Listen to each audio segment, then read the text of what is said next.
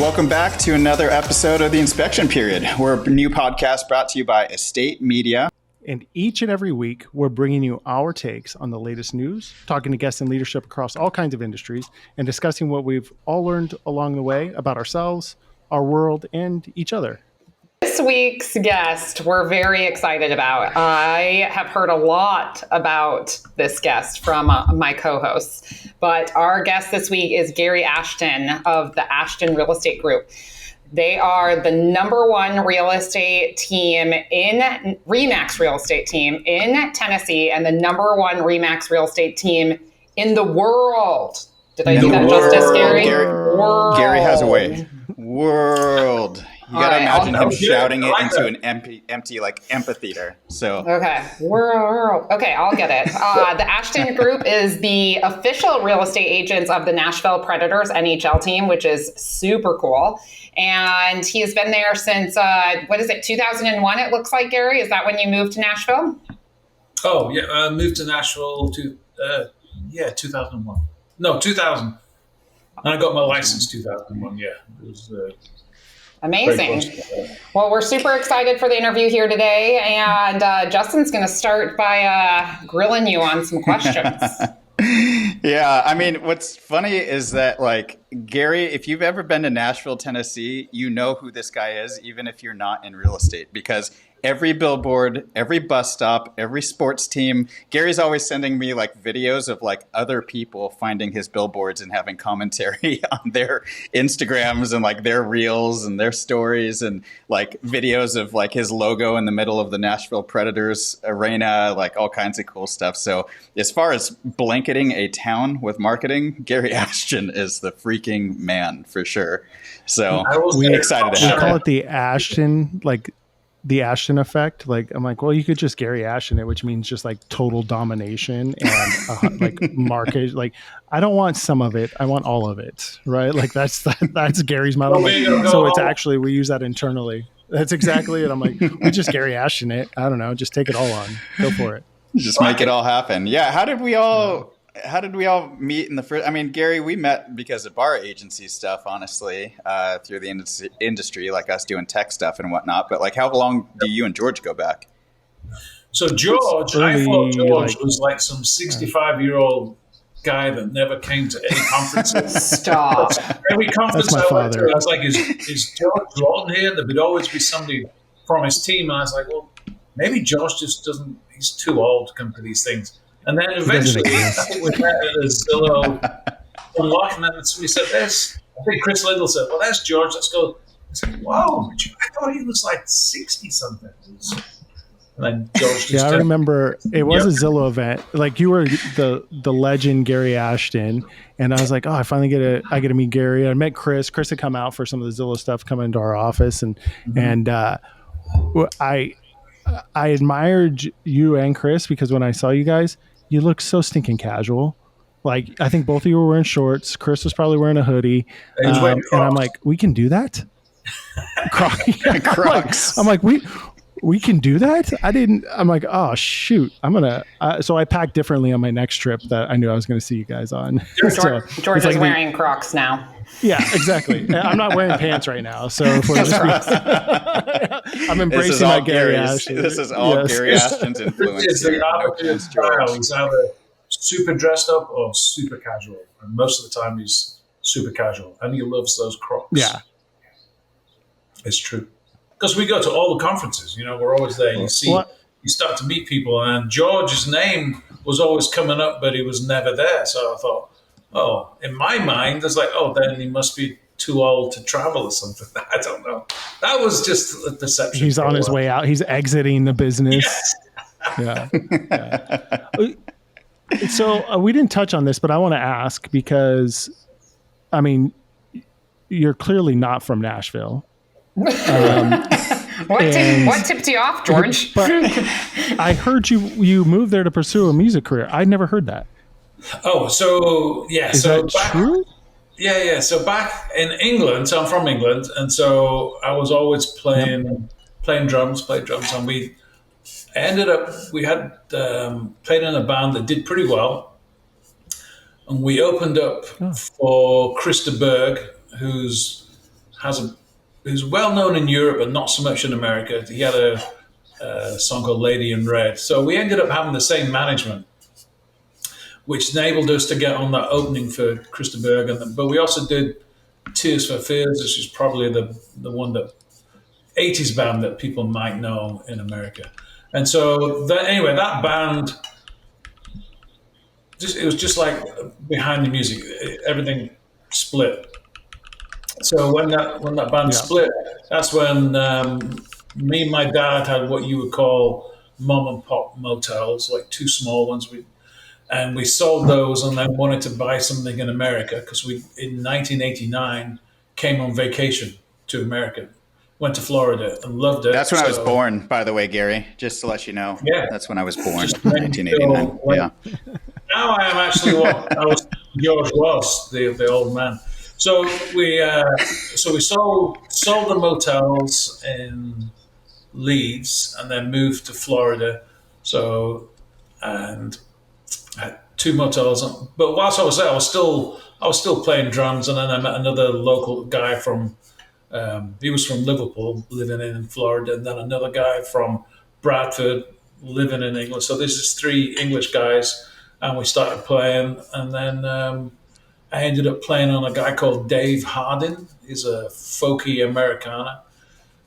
And that got the attention of some people in Nashville. So then my producer, which was in the band back in England, he toured with, now this is the real name dropping part, because he toured with Dire Straits, George Michael, Tina Turner, Eric Clapton. So that he was playing with all those guys. So then he gave our CD to some people in Nashville, and then somebody in Nashville said, you should move up to Nashville. So that was the plan. Sold the motels that we had in Clearwater Beach after 10 years.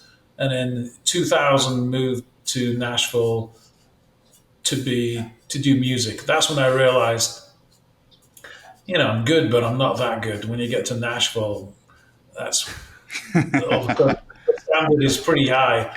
And I was scraping the bottom of the barrel. So, but at that point, we'd sold the motels, so we had to do the 1031 exchange. So my idea was to get my real estate license, do a little bit of real estate, and then be touring and doing session work and making all sorts of money, doing music. And then that's when I found out pretty quickly that I wasn't that good, and then had to focus on. So there's so many things to unpack there. So many. So drums, you're playing drums in these bands. Is that like, I'm not musically inclined at all. Justin is. So I'm just curious, like, was it just drums or what else did you do? Just drums, a little bit of backing vocals. That's just about it. Yeah, just drums. Okay.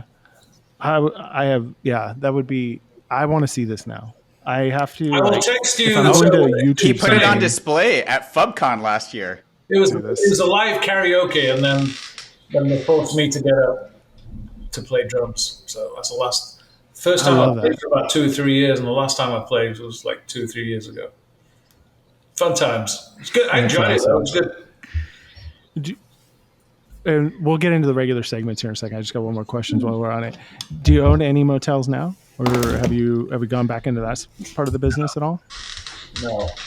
So I had the motel with my dad, and anytime you work with family, it's either fantastic or it's completely battling. And we were always battling. It's like he was very proud of what I did. He would always talk to people and say, Gary's done a good job here. But me and him personally would always argue, and he wouldn't listen to a thing I would say, and I wouldn't listen to what he would say. Typical family father-son kind of deal. That sounds like a great business partnership right there. So we have a rule now. I've hired 2 family members, and neither one went well. Crash and burn is the way I would put it. And we now have a rule that Billy does all the hiring on anything that George wants to hire. I'm like, you got to be with Billy first. So I feel you. I'm about to get married to an agent that was on my team. Yeah. Gary's really. George is at that's a little loss, different, I think. loss for yeah, words. I'm like, I don't know. Now. I don't have any advice for you on that, man.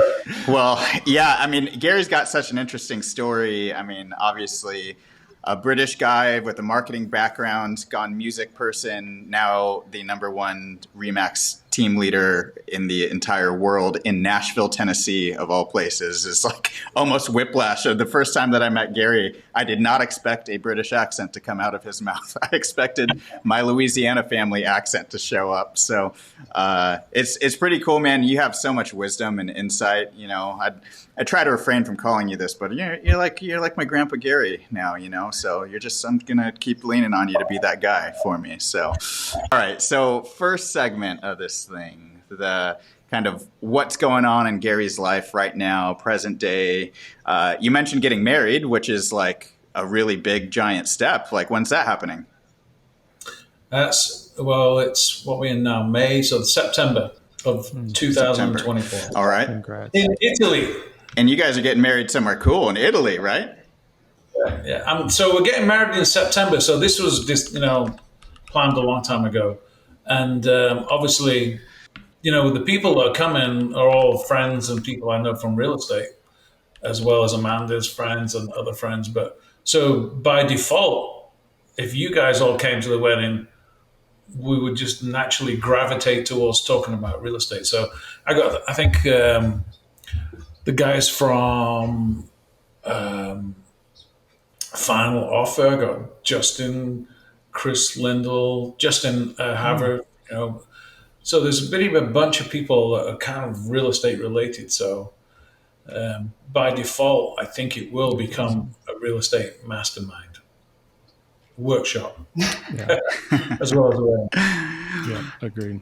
Thanks for the invitation, Gary. I'll see you there. We're avoiding the whole damage from the fallout from all the compensation changes. So that's August or September. So yeah, we're gone for that. And right now we're just trying to figure out how do we navigate that? How do we reposition what we do in terms of the value that the agents on the team that we bring and how we reposition ourselves. And I think like everybody else in the industry, we're all focusing on lead generation for sellers because we've been focusing on that for a long time, but we're doubling down on it right now. And how we create the value adds for agents when they go out and talk to clients and show our value. So that's what we've been focusing on. Yeah, how are you going about equipping the organization? Because it's a pretty big organization over there, lots of training, all of that good stuff going on. Like, how are you guys going about that?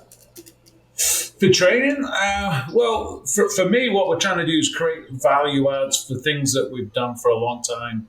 And I don't know if I've talked to George about this, but I think I did. There's they were called milestones, but now I think they're called homeowner.ai, I think it is.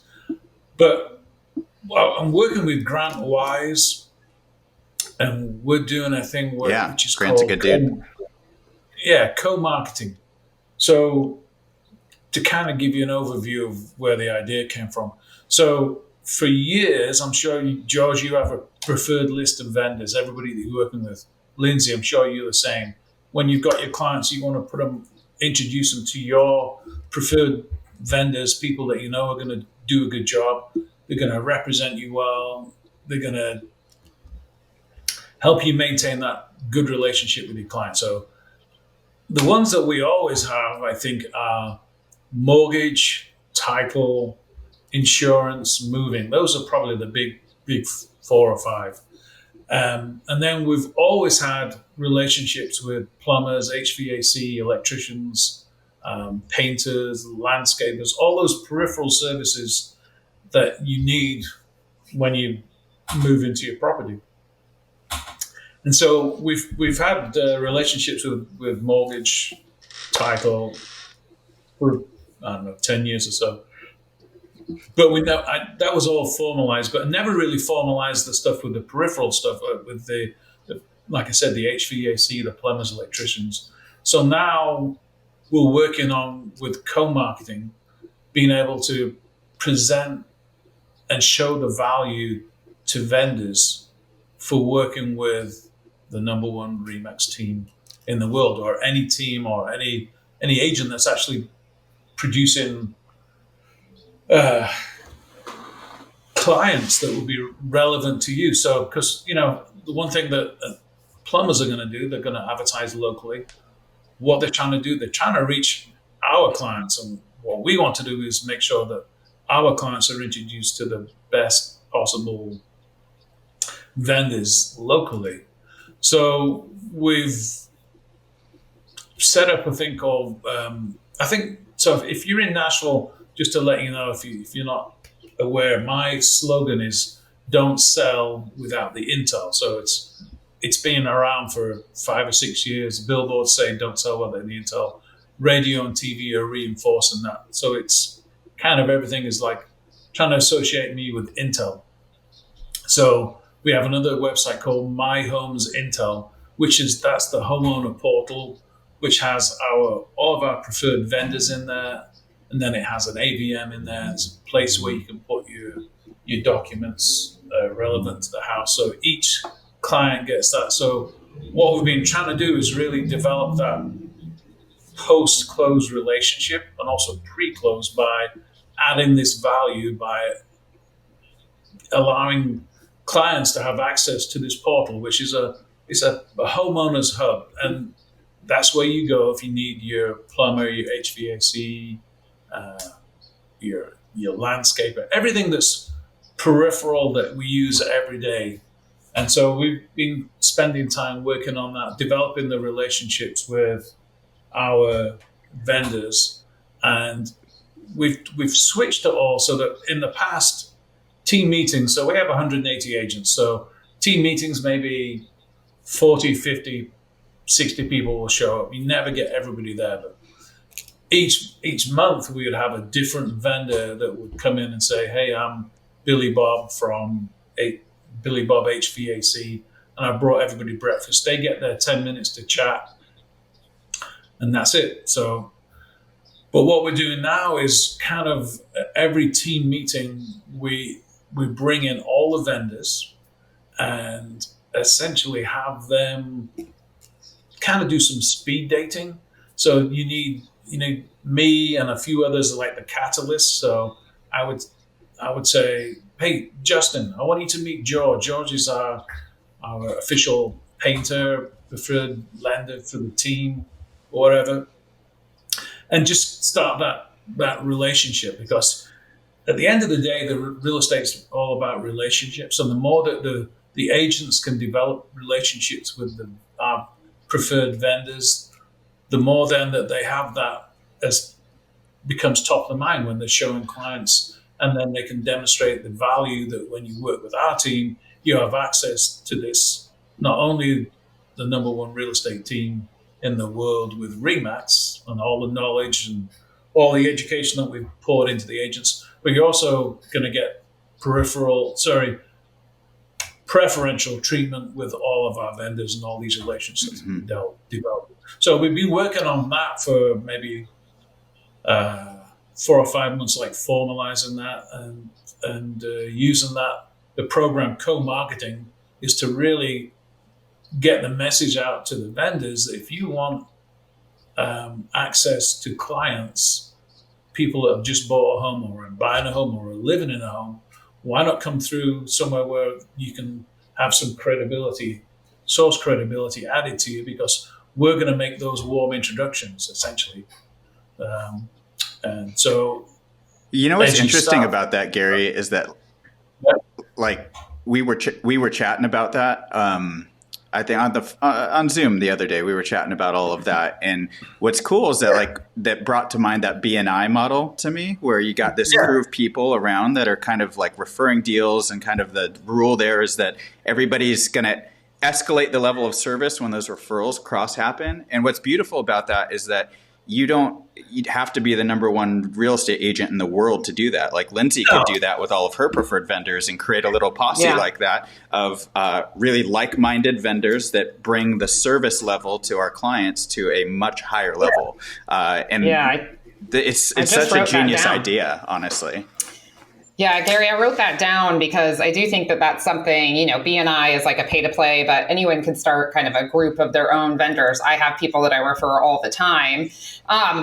Was curious, do your clients get exclusive discounts from those relationships? Have you figured out any type of referral agreement without violating any rules? Yeah. So the way that the idea generated or started was because I started a thing called Hometown Move, which was, so if George was moving to Nashville, he was working for XYZ company, that would be like a traditional relocation. So you would get the relocation company would introduce me to George, and then George would have benefits because of the relocation company. So they would set him up with a lender with a preferential rate, set him up with moving, would pay for some of the moving costs. And depending on what level George was in the organization, they may even buy his house to facilitate him going and buying a house in Nashville. But with that, there's all these vendors that were already set in place. So my idea was that, okay, so when George moves to Nashville and I'm George's realtor, and George wants to move to a place that I think is too far out of town, but I can only give my guidance. At the end of the day, I can say, George, I think you're moving a little bit too far away here from where you want it to be. And when George goes, I don't mind an hour and a half commute. I'm used to that. And I love the fact that I can get 25 acres and I don't care about the commute. Well, what happens is, we have a good relationship. George is really happy with me, but 6 months down the road, when he starts to realize every time he asks people if they want to come out to the house and come out and have a cookout, do you want to watch the Super Bowl? That's when people will go, now where do you live again? And when you say BFE, and then people will go, let me check with the missus or the significant other. Maybe we've got something going on this weekend. And essentially what we're saying is, hell no, I'm not going all the way out to there. That's crazy. So then George realizes, I need to move a little bit closer into town. But that's when if you maintain that relationship with your agent, George comes back and goes, you know what, you were right. We need to move in. We need to be closer to this, and that. So you help George sell his house. Then he moves back in and listens to your advice and is within that, 30, 40 minutes commute. At that point, what I was trying to do is replicate everything that you get with a relocation move. So from the company that George is with, you want to get the same bank, the same title, everybody to contribute, which is essentially just a bundling of services, and it's an employee benefit program that you would only have for that company, which is essentially, then that was that hometown move. So all I was doing was trying to replicate the relocation model. And now what we have with My Homes Intel and the co-marketing aspect of it is just, it's the same thing. It's just you're bundling of services, you're creating packages, moving packages with clients. There's a lot of synergy between the vendors that can offer these services, because to me the best one is obviously moving, but then moving when somebody moves in and then the moving truck runs over the grass, now we got to bring in our landscaping vendor. Now when people move in, then they realize I probably should have got these windows tinted because it's too hot. It's really hot in summer. Well, then that also leads into the HVAC. That also leads into all the peripheral services, the window blinds and things like that. So we're just creating an opportunity for the vendors to all, bundle their services and be able to offer discounts, but also offer preferential treatment, as in terms of scheduling and things like that. 'Cause I think that's like the most important part there. Yeah, so like if I'm going to a restaurant and I'm waiting in line for 45 minutes, and then all of a sudden Lindsay walks up to the front, and then the owner goes, "Hey, Lindsay, come in. I got a table for you." I'm like, "What? How? So I've been here 45 minutes." Lindsay knows the owner, so therefore she's elevated. She gets this preferential treatment. So how the hell do I get to know the owner? But the thing that's important is that when Lindsay goes in to eat, she doesn't get the food any cheaper. There's one of the dogs barking. She doesn't get the food any cheaper. She just gets preferential treatment, and she gets recognized by the owner. And that's kind of what we're trying to do, is create that VIP feeling and awareness. And if there's a if I had a leak today, I could call up the plumber, and the plumber would put me to the top of the list because I'm part of the VIP group. So would I get it any cheaper? Maybe a little bit, but really it's more about the preferential service and the recognition that you're one of our VIP clients. So I have like a real world example of that. Like there was a plumbing company that we used for forever. This guy named Bob owned it. Bob got old, and Bob decided to sell his plumbing company and retire. I got so used to anytime we had an issue, I'd call Bob, and Bob would be there in like an hour and fix it. And it was like 6 months ago, our hot water heater went down. And I had to call a plumbing company like a normal person. And I was like, all right, when can you guys be out there? And they were like, oh, yeah, probably 2, maybe 3 days. Great. So at least I live in Arizona, so it's like freezing cold, but I won't have hot water for the next 2 days. So when you move from Arizona to Nashville, you don't have that years of relationships you've built up. So what you do is you all of a sudden you plug you in, and then all of a sudden you're right back where you were, because now you don't call it Bob's Plumbing, but you call it Airstream HVA Services, which is our guy. And then they recognize you as being a VIP client. So you're right back to where you started. Preferential treatment. So we've been focusing on that. So that requires the agents to be fully aware of it. The agents have to buy into it. The agents have to see the value. The vendors have to see the value. Vendors are loving it because now they're creating these relationships with each other. So it's kind of like you're part of a country club, and you want to make sure that you work with everybody else and you support everybody else. And the HVAC guy now wants to start bringing his clients into our database so they can be part of our drip campaigns on using all these services.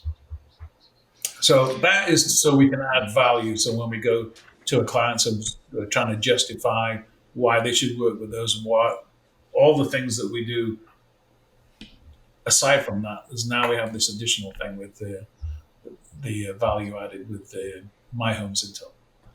So we've been working on that. I love it. There's a ton of takeaways from that one too. I think one of the things I heard was you have this core message in your marketing: don't sell without the intel, and you've pulled that in to this process, one which just elevates the experience for your clients and also for your agents to buy into it, because it already fits your core marketing message. So I think that's brilliant. I think the second thing why this is different than like B&Is is you've got a platform. A lot of times there wasn't this platform and like joint marketing and tying everything together and pulling that, and like this milestones, or what is it? Is it called something else now? I think it's homeowners.ai now. They've rebranded, but I'm still calling it milestones, but I have to check myself. But that's why we white labeled it as My Homes Intel. So it's powered by homeowner.ai. Yeah, I think it's like you obviously.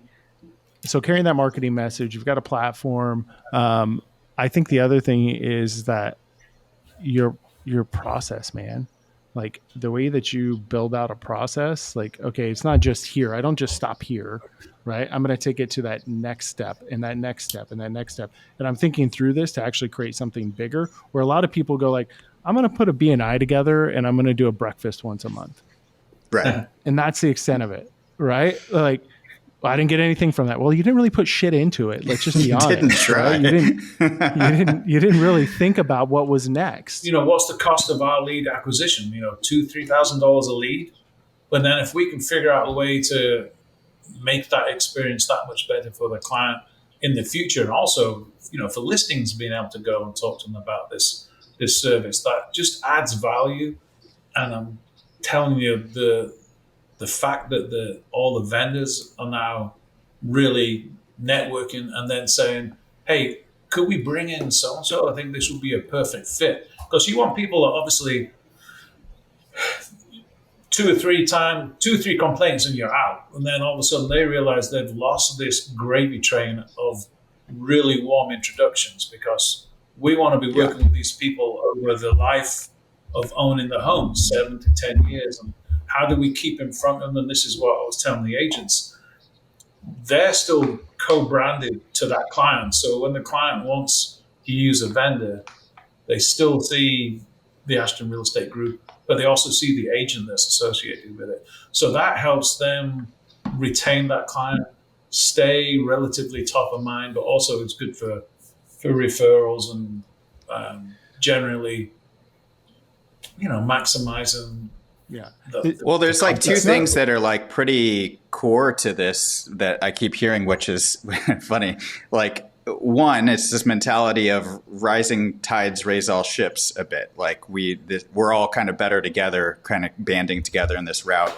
The second is that the crux to gaining, fostering, and continuing to get referrals and repeat clients, your lead acquisition cost isn't super high, is by providing a lights out client experience at the end of the day. So you're always trying to figure out how to innovate to create a better client experience. And you were doing this stuff before the commission lawsuit stuff and all of that. Like, you have always just kind of been this way, trying to figure out how to up the client experience and the value add of like, why should I work with the Ashton Real Estate Group? Well, we're not just selling you a house. You get a ton of stuff that comes along with that. And what's like unique is that you come up with ways to communicate it. I think that marketing background that's in you actually have very strategic and really great ways to communicate that to a market base where most people just kind of fail at that. Like, what are you doing like communication wise to let clients know about this? Like, how are you getting that through to all of your agents? Like, what does that look like? So the agents are still the gatekeepers, because the agents are the ones that are still meeting the clients, talking to the clients. So they're the ones that really, it's more about the scripting of showing the value of working with us and introducing My Homes Intel. Because I will tell the agents that if once you're working with a client, you're with them, every day for a week, 2 weeks or whatever. And then when they close on the house, something's going to go wrong in the first couple of weeks. And if it does, if you all of a sudden have a plumbing leak, the first person they're going to call is you, the agent, because even though you've been promoting, don't forget, we've got all these vendors, My Homes Intel, My Homes Intel, My Homes Intel. You're building that awareness, but literally people will go, I'm going to call Gary because I need a plumber. That's in the first few weeks. So that at that point, you're still seen as a resource. The relationship's really hot still.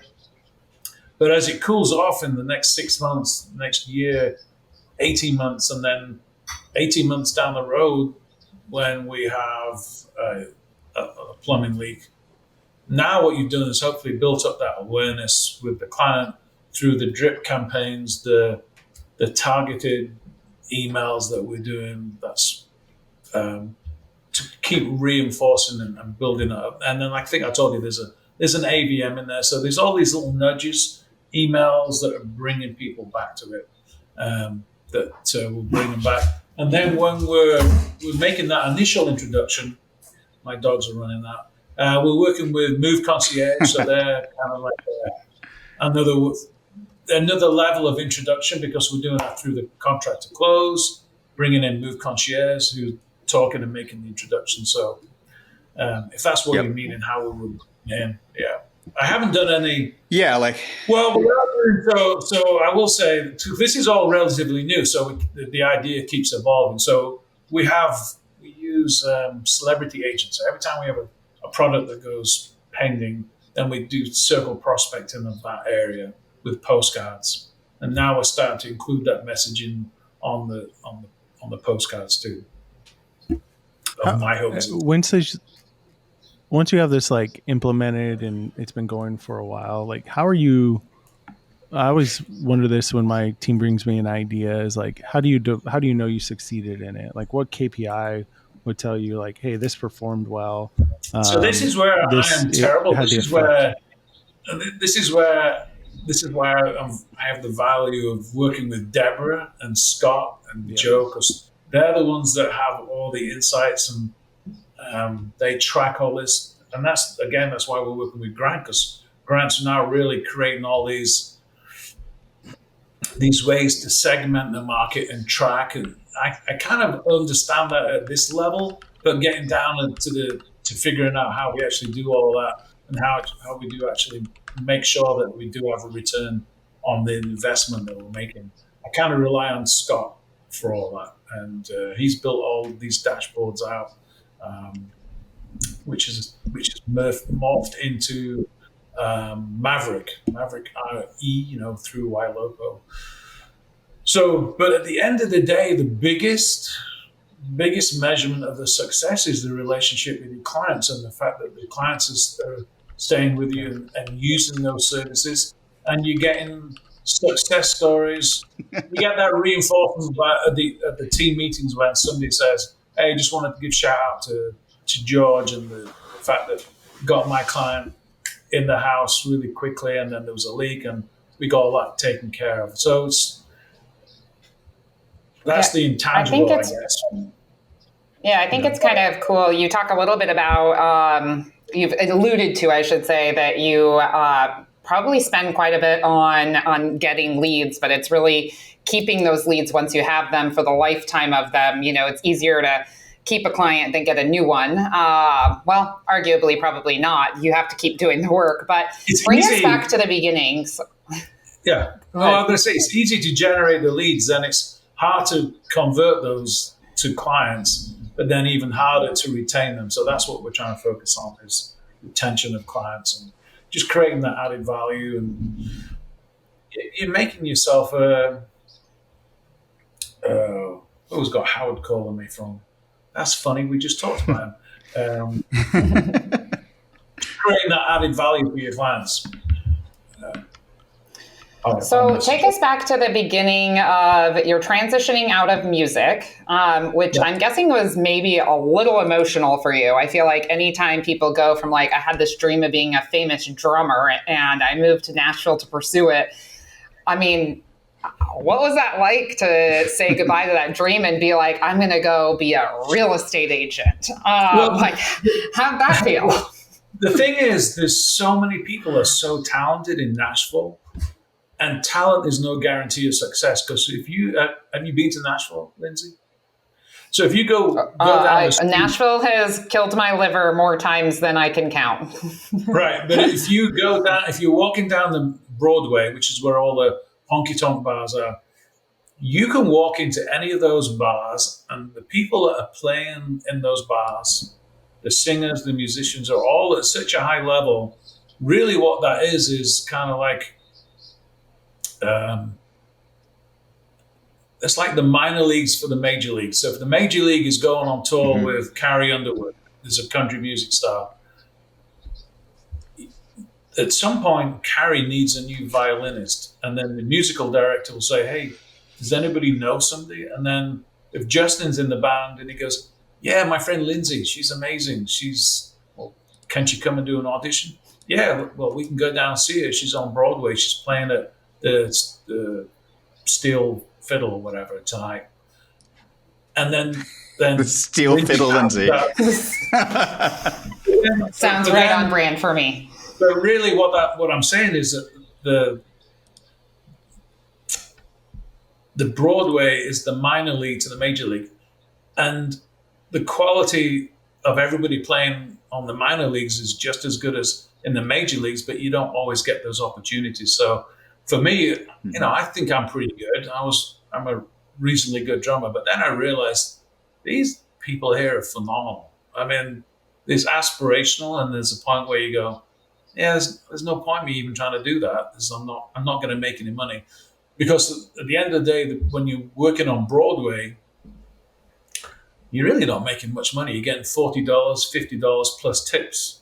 So at that point, I was married back then, so it's a different life. So I couldn't be doing that, playing 5 or 6 times a week. So I realized then I had to move, and because we had the 1031 exchange, that's why I got my real estate license, was to be able to reinvest that money from the sale of the motels, and then that's when I realized that I could spend more time, devote myself to something that was going to make me a lot more money, basically. So the separation from the music, it wasn't that bad, really. There's, you realize at some point, yeah, I need to move on, and then I did, moved on. Well, we've all been there. My move on was from corporate America, not from music. It was not nearly as sexy as your move on from. But so you come on over into real estate, and you had some 1031, so you got some deals right out of the gates, which is really nice. Most real estate agents aren't starting with deals right out of the gates. So tell me about those early years. First year. It wasn't that good. Hey, 8,000 in 2001 is a lot more than it is now. So freaking inflation. It's the worst. Freaking inflation. So you start out, as an independent agent. Like, tell me about, because obviously today we're talking about spending hundreds of thousands of dollars on buying out a certain market for a lead source. You didn't start there. So tell me how what happened between then and now. There's a quick backstory, because I think Justin said I worked in advertising marketing in England, did the band fell through, moved to America, did the motels. Well, during the motel, because that was in 1990, I moved to America. So mid 90s is when the internet started coming out. So that's when I realized we should get a website, and that's when I figured out we could transfer everything that we did on the trifold brochure, the paper ones, put all that information onto the website. But then with the website that we got, it was one of those things where I could go in and create a new page, add another page. And then I kind of, like Justin will say, kiddie coding. I kind of learned how to do a little basic HTML and create different pages and utilize information from the brochure that we'd made, and just adapt and expand it. And then what I realized was that I was good at creating the user experience, making sure that when somebody came to a website, I would want to know, if I clicked on this, well, how much is this room? And if I click on this, well, what's the floor plan? And then how much is that room? And then how much is it in the different seasons? So I kind of got used to figuring all that out. So then we sold the hotel, came to Nashville, had to do the 1031 exchange. And then that's when I realized I need to figure out how I can generate some of these clients for myself. So I was a buyer's agent for a realtor that just got divorced. He was getting leads, and I said, can I work those leads for you? Because otherwise they were sign calls, and he was doing nothing with them. So that's when he said, yeah, we will split those 50-50. And then I thought, well, I need to get a website. So I bought the domain name Gary Ashton in 2001, mainly because I wanted Gary at GaryAshton.com. I thought that was cool. I wasn't really thinking, I should have bought NashvilleRealEstate.com, or I should have bought Nashville Homes. But anyway, so I got a website, and then, so that's in 2001, and then started working on building the website. And then what happened then? Google came along, and then started finding out what's happening with all these people on the side. And at that time, I think there was maybe one ad on the top. So that was the PPC. So then I figured out I need to get involved in that, because I can't figure out how to get into the organic results. So then I started spending money on PPC, and then that led to some really good clients. And then that's when I found out about SEO. So then I started spending money on SEO, and then started getting organic, and then started spending a lot more money on developing website, because I think back in the day I spent maybe 5,000 or 6,000 on a website with real estate webmasters, and I mean I think it's not insignificant now, but back then that was a lot of money, and then people thought I was crazy. But I was seeing the value of generating leads online, basically.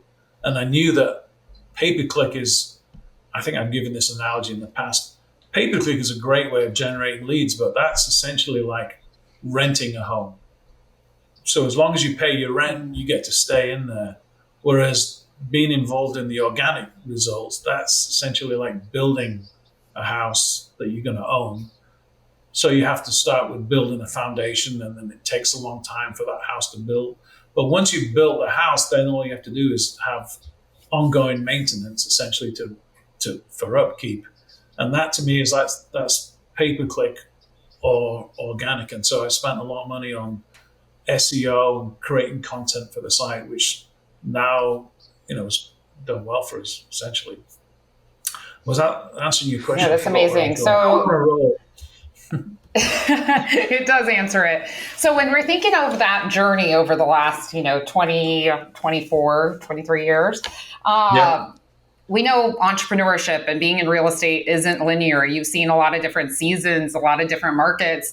From the personal side of things, what have there been any like defining moments, big challenges, where things fell apart and you had to put it back together, and anything like that would kind of, has built some character over the course of your career? So we've never really had the big pivots or changes apart from in the last 2 or 3 years. So I know that in 2007, 2008 was the mortgage collapse crisis, but we were mainly focused on buyer leads. So we would just generate more and more buyers. We didn't really have any listings. So our business kept on growing because people were still buying. So would they buy at a discounted price? Yes, but they were still buying. We were still representing them.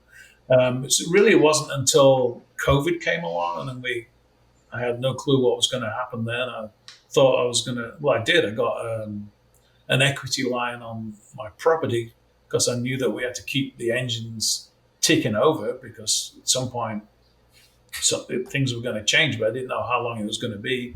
In March of 2020, who knew how long you were going to be sitting on the sidelines? And then all of a sudden we became essential services, and then next thing you know, interest rates are at 2.5%, and then people could work. Then it's a feeding frenzy. It was crazy, yeah. So, and then I think I talked about it earlier on that we were, or maybe, we were on track for doing $1.5 billion, and next thing you know, the rates were at 7%. So this momentum that we had essentially all of a sudden came to a complete stop. And so if you're a single agent, Lindsay, your overheads, you could probably cut them off like that and go. So you're essentially in this little speedboat that's zipping around, and then somebody says stop, and you go, stop. Well, we're in the big team, we're like a tanker that's just going like this, going slowly forward. And then when somebody says stop, you put it in stop, but it takes 15 miles for it to slow down to a point where you can actually do something. So we had so much inertia going. So that was probably the biggest problem that we've had. And that's when you're not listing anything. And so then you have overhead of staff, and there's people that unfortunately, you have to make a decision. We're going to have to cut back here. We're going to have to cut back on certain things, and we're going to have to let people go. So that was probably the toughest time that we've had in real estate that I've had was the last. Yeah, I think a lot of people can identify of that being a pretty challenging time in real estate. So when you, one of the concepts that we talk about a lot between Justin, George, and I is like, everyone kind of has something they're running from or running towards, right? Like, what is that motivating factor for you that keeps you going? Is it, for me, it was like I was running away from failure so long before then I realized that that's like inevitable. If you're not failing, you're really actually not putting yourself out there probably enough. So what is that for you? Are you running from something? Are you running towards something? What is your why? What keeps you motivated and keeps you going? Well, I just bought a big old house. So that's my motivation. I've got to pay my mortgage. Figure out how to pay for it.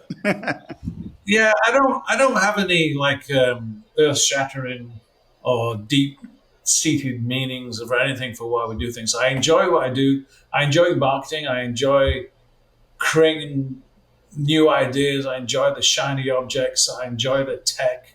And at the end of the day, the reason we're doing that, I always feel is like you enjoy the fact that you're helping people change lives and you're helping people become successful within the team. But you also enjoy the fact that you're doing something that allows you to live in a big old house or you can go on vacation. That's pure my motivation, really, is to be able to live in a way that you can see more of the world, you can travel, and you can. It's a great community to be part of, really, because I got friends all over the world and all over the US. Like when COVID was on, I have a small RV. I bought a small RV, a Sprinter RV. I thought I was being this thing's really legendary. This RV. But it turns out that everybody that during COVID was looking at trying to buy an RV or buy a boat. So the price went up crazy. But I went down to Florida. It was supposed to be for John Cheplack. It was kind of like a mini. It wasn't really a mastermind. It was just people wanted to get together. It was like the start of the end. And I went down there it was supposed to be about 10 days. Ended up being 2 months because I was just driving around and then I'll go see somebody else that I knew from real estate in Florida. So that to me is like, that's a huge benefit, being able to do that. And then at the end of the day, you're just trying to do it to make some money and exist and live. There was one time I got a video from Gary standing like by the edge of the Grand Canyon with his phone like this. And he's letting me know that he just left Williams, Arizona, went to the Grand Canyon and accidentally put diesel in a gasoline engine. And his RV is just toast on the side. It's a diesel RV, but you put gasoline in it, even worse. Just blew it up. I put gasoline in it, yeah. It was a complete disaster. Whoops. But you know what? It turned out to be a fun little trip. It was, we ended up going to the Grand Canyon. Happy accidents. So last question from me, Gary, would be there's going to be lots of variety of agents out there. There's going to be indie agents like me, aspiring team leads, all kinds of agents out there. If you were to go back and start it all over today, burn it all down and start it all over, what's the number one thing that you would do?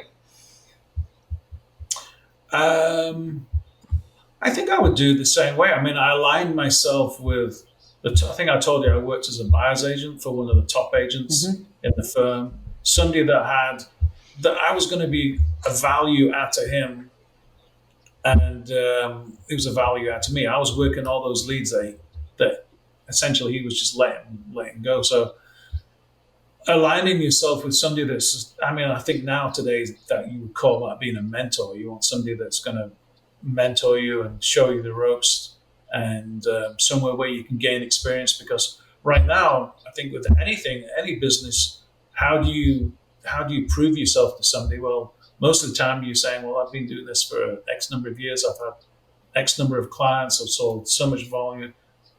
How do you get to that point where you can actually talk about doing that? So putting yourself in a situation where you can not fake it, but you can leverage the fact that you're part of a team, or you're working with a couple of the top agents in the market, and you become their assistant, or you become just working with somebody to help you accelerate that experience that if you get it by yourself, it's going to take a lot longer. So I would say, just go out and work, put yourself in this position where you can accelerate your experience, and really just working with a team. Don't you have a saying for that? Like it's like vision, money. What's your saying that you have for that? So if people, because I've been on a few podcasts and they ask you though, how do you get to this point? What did you do? And I always say it's luck, vision, and money. And you need some luck, you need some vision, you need some luck to come up with some vision. You need some money to be able to work on the luck to create that vision, and so it's all intertwined. But luck, vision, and money. So, but as a new agent, yeah, I would still just focus on putting yourself in an environment where you hang out with get a good coach, spend some money. At the end of the day, you have to invest in yourself. And that's, I think, what most people don't do is either invest in themselves in learning or just financially putting yourself through different courses and going to conferences. I think that's one of the best things that I've done is network with people by going to these conferences, which also pushes forward your knowledge, so you're kind of a market leader, so you get to know about certain products before anybody else does. So that's what you still have to work hard. There's no easy way to it. You just gotta put your nose down, and I think grit is the word that people like to use. I mean, you just gotta just keep on working. But you rely on certain things that you have, and your personality, your knowledge. You got to be able to connect with people, and just focus on doing that. That's what I would do. Dude, I think my favorite part of that story, just the website part, you talk about luck and hard work kind of coming together at the same time. Like you have the hotel that you're running and you figured out how to build websites. And this is before Google shows up to index searches so people just have to know your URL to even find your website in the first place. There's no other way for people to find it. So you got good at doing that back in the early days of the internet, and then real estate jumped on the internet, and then you were creating websites before that was even cool. And then the luck part of that was a lot of hard work, you learning how to do that stuff and you having the vision to think maybe this could be the future. And then the luck side of that is Google jumps in there and accelerates the visibility. The biggest part of the luck was that I got my real estate license in March of 2001. And then only a few months later, the IDX came along. And that's when I went to my managing broker and said, so I can have a website with everybody's listings on it, and they don't have to have their name or their phone numbers. That's how it was back then. It's crazy. So all of a sudden I got an agent with nothing. I got no listings. I was having to borrow listings to do open houses and try and borrow George's listing. Hey, George, can I advertise your listing? Yeah, go ahead, and put it in the local magazines, And then all of a sudden IDX came along, and then I got everybody's listing. Brilliant. Loved it. So that was the luck. And then the vision was I need to work on websites and maybe do some PPC to get people to my website.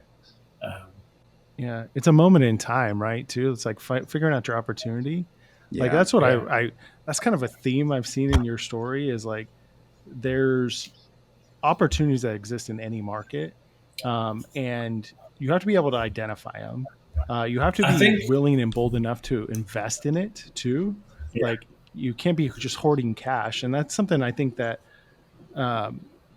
it's been common in what you're saying too, is you're never afraid to reinvest in the business, right? It actually is probably, I get the sense it's exciting for you too. I would say to, the agents that want to increase their split or complain about the splits, but once I explained to them that the reason that we're at this point is because every time I do something or the team does something, we're investing. So it's kind of like going to Vegas and you're putting your money down. As soon as you put your money down, you've lost. You've lost that money. Now you're relying on your skill and your luck and your vision on the roulette table for that thing to hit 5, and then you get on the nose, or you're not guaranteed to get a return, and most agents won't invest in the way that we do. To take that risk, I mean, you went from, and you wore all the hats, the grittiness of wearing the hats. bend towards marketing, but the internet lead sources, but you were kitty coder, from drummer to 1031 to kitty coder to. I had to spend a lot of time building out that site, because now I look back, that some of the sites, that the pages that I built in 2004 and 5 are still ranking really, really well. So there must have been something good. But I was creating pages for zip codes and for schools, and it was just, you kind of getting in the zone. And I would stop working at 3 or 4 o'clock in the morning, and then if you look back and go, damn, I did a lot of work there. But I was very focused on doing that. And luck, vision, and money. I think too, what we see a lot, or what I sent, and I don't know if it's, you get some new agents in here and people think it's entitlement. I think it's probably more impatience than it is entitlement. There's like this impatience to get to, hey, George, I want to make $250,000 a year. I'm like, that's freaking awesome. I can help show you how to get there. And we can shorten the learning curve on how to get there. Yes. But you know how long you have to carry on the habits and the traits of a $250,000 producer before it actually shows up that way? Like, it was years of grittiness that you showed to actually get to that income level, right? To actually build that up and reinvesting in the business to where you actually created something durable. And so I think the one thing I need to make clear is that it's not me, it's the people that work with me that become part of the organization. So I think that I was maybe and this is where I kind of laugh, but people call you the visionary. But then people that have started working with me, like Deborah, Deborah's a co-owner in the business now. Scott, amazing. Yeah. So how did that maybe was my vision, but that was my luck, really. Yeah. So it's a combination of, I created the foundation maybe, but then people have come on and go, well, how can we do that like that? Why don't we do it like this? And I go, oh, that's a great idea. Fantastic. And so I'm building on the backs of everybody else. So, but I think I said in one of the meetings the other day, is like, we're all visionaries. Deborah's a visionary. Scott's a visionary. Joe Levy, he's a visionary. So we're just lucky to have all these visionaries come together. And I know. I think I was talking to Justin about this. Is like, how did the Beatles all originate in Liverpool? How did some of the best musicians in the world all happen to go to school or be in the same area? To me, that's luck, and that's the luck that I've had with meeting Deborah, meeting Scott, and because I didn't know Joe Levy, but if I hadn't have met Scott, then I wouldn't have met Joe Levy. And if Deborah hadn't met Deborah, maybe we wouldn't have talked about bringing in people in-house to utilize Scott to be an in-house ISA. That was kind of Deborah's idea, really. We'd had the similar ideas earlier on, but it's just having somebody else work together with you. So anyway, I was making sure that I didn't take credit for being number one. I would say we're only as good as the people around us, right? So we have this A players is all we want. But I also say talent levels up talent, man. If you're a talented leader and you're a talented visionary and you're willing to get gritty, it levels up, Deborah, levels up Scott, levels up Joe. And you see that, when you say the Beatles, there's many instances of that in history of you can look at film directors. If you look at George Lucas, Francis Ford Coppola, Spielberg, all those guys were the Hollywood mafia, right? They were all the same time, but then they became these amazing directors, right? All AI pretty much exists within all great AI companies exist within probably a 90-mile radius of each other, right? Right now. And so talent levels up talent. And that's getting Billy on my team and getting these other people too that are just amazing ones. And then you can actually let them live in their strengths. And you can allow them some creative freedom to be a visionary too. Oh, for sure. Man, it can create some really, really cool stuff. Making those first hires, when you reel back to being the first time you made an expensive hire like that, brought somebody on that would be more they're right there next to you, not below you kind of thing in the org chart, right? It's scary making that first hire until you actually realize, man, this was like the best decision I've been dragging my feet on for an eternity, essentially. Like hiring somebody to come alongside you and help subsidize. That's my favorite thing that you said. I made a note for Lindsay, like in our notes over here, like Gary's awareness to say like, oh man, like I'm not good at that stuff. Like that's Deborah, that's Scott, that's somebody else. Like bringing people along, having the awareness to do that, and then paying them really well to kind of shine in their genius, their zone of genius, the thing that they do best. Yeah, because with Scott, how lucky was I to meet Scott? And then people in the past would say, well, why are you paying Scott so much? And I would say, because he's worth it. Because look what he's doing, and now, Scott went from being an ISA to running the ISA department to now leading the sales and sales and growth department, and he's coding and developing stuff that's way beyond my comprehension. Yeah, but that to me was a bit of luck, A player, and a bit of vision, right. And then we need some money to pay him. Yeah. Well, super impressive, man, with what you built. I loved learning your whole story, or at least what you shared.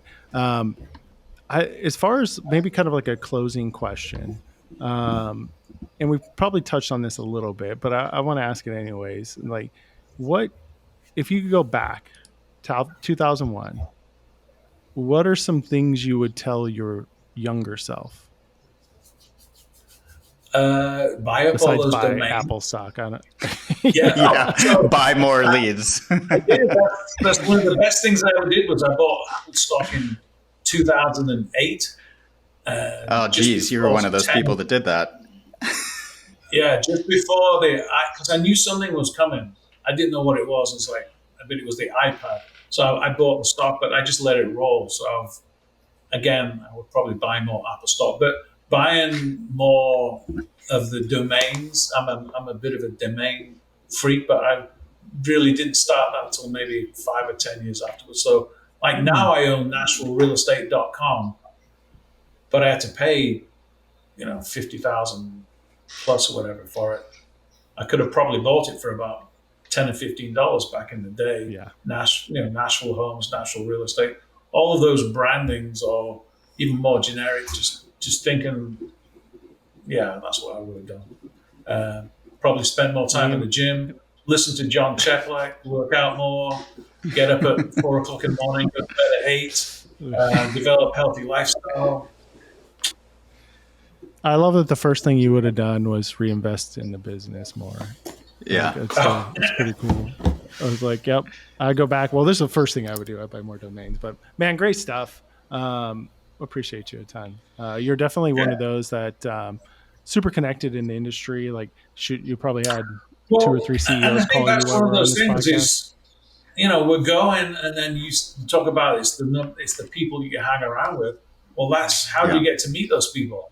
And if you have an outgoing personality or a likable personality, then you can come out and hang out in those crowds where essentially you can start to get to know people like that. And so, Tom Ferry, all the people that are in his network, John Cheplack, all the people in his network, and there's a crossover. And then, just by being in the business, that's how, I've not met Lindsay before, but now when we're going somewhere, then I'll be able to come up and say hi to Lindsay, and then Lindsay will probably introduce me to her network of friends. So that's how you expand your network, essentially. So, well, I'm just coming to your wedding already. We're besties now. Oh, good. Come on. See you in Italy in September. Twist my arm. Did I invite you, George? I think I did.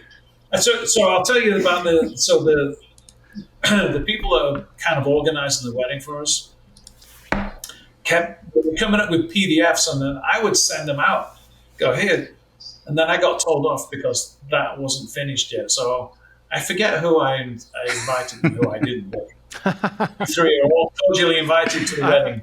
GeorgeandVows.com. Thank you, sir. I wrote it down. I'm going to go check it out. Oh, I definitely wrote it down. I'm most likely going. I'm like 90% of the way there. So I'm talking to wife into letting it happen. I mean, if I was getting married and I was saying, we're going to go get married, and I'm going to upset somebody here, but like, if it was Detroit, then you would say, well, that's great, Gary. Awesome. Let me see. I don't know if I can, maybe I can make it. But if it's Italy, then you start going, well, I'll go for the wedding, but shit, it's in Italy. I can do this, I can do that. And I've been wanting to go for years, and here's a good excuse. Plus, it'll be a real estate networking. I can write it off. So it's wait. I thought we weren't supposed to talk about that, Gary. I thought we were supposed to talk about that. Another Dude, well, this was really awesome, man. Thank you so much for taking the time to be on the podcast. This is episode, we're early on in the juncture of making this happen. So like, we're really excited that we could have the Gary Ashton on the early set. We'll be able to look back on this and be like, hey, remember when Gary catapulted us into the limelight here? And we can give you all the credit backwards. Everybody's 1 degree of separation from Gary in the first place. If you guys are in the real estate space, like especially team leader space and like the tech companies and everybody, everybody is 1 degree of separation from Gary Ashton. I think I probably owe half of my network to Gary some way, somehow. and I can't even trace it at this point, right? So you're just a generous dude, man. And I'd enjoy like knowing you in the network, but like actually enjoy being friends with you. You're insightful, you're wise, you're humble, you're gracious. You're like all the stuff that makes a really great human being and grandfather. Yeah, I am my your grandfather. So yeah, thanks, thanks, Grandpa Gary. GG. Perfect. If you guys want to follow Gary around on social media, just go look at it. Gary, what's your social media stuff? It's like at Gary Ashton. That probably sounds about right. For like Instagram and Instagram, yeah, at Gary Ashton. I think it's at Gary Ashton on LinkedIn. So I always tell people, just Google Gary Ashton, and there isn't that many Gary Ashtons. And if you want to kind of really narrow it down, just put Gary Ashton Nashville, and I should come up for websites. Perfect. Sounds good. Well, make sure you guys go follow Gary Ashton. It's super entertaining, honestly, to follow him around on Instagram. And stay tuned for next week because we'll have another episode of the inspection period. And make sure to like and follow and subscribe to Estate Media on all of your favorite social platforms and content platforms. And make sure to subscribe to this podcast on YouTube and your favorite podcast platform as well. And we will keep bringing awesome content to you guys week in and week out. Thanks so much for joining. Thanks, Gary. Ciao. Appreciate you, man.